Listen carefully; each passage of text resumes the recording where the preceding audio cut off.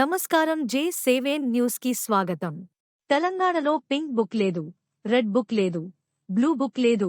మాకు తెలిసిందల్లా ఖాకీ బుక్ మాత్రమే. సోషల్ మీడియాలో ఇష్టమొచ్చినట్లు కుటుంబ సభ్యులను కించపరిచేలా పోస్టులు పెడితే కఠిన చర్యలు తప్పవు. డీజీపీ శివధర్ రెడ్డి. సార్, ప్రధాన ప్రతిపక్షంగా ఉన్నటువంటి కొంతమంది నాయకులు ప్రతి అధికారులు, పోలీస్ అధికారులందరూ కూడా పింక్ బుక్ లో ఎక్కిస్తాం అని కూడా ఛాలెంజ్ చేస్తున్నారు. దీనిపై ఏం చెప్తారు? నేను ఆల్రెడీ ఒక TV channel చెప్పినానండి.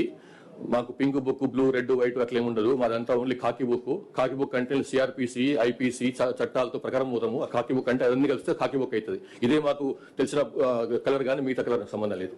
So thank you very much.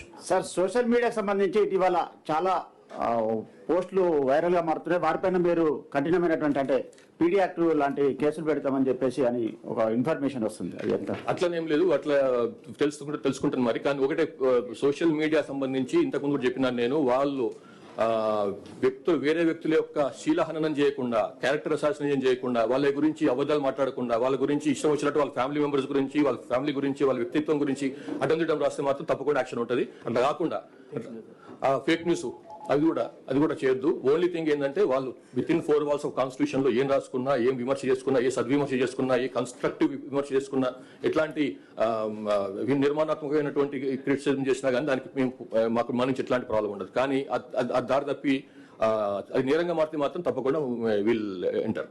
Thank you.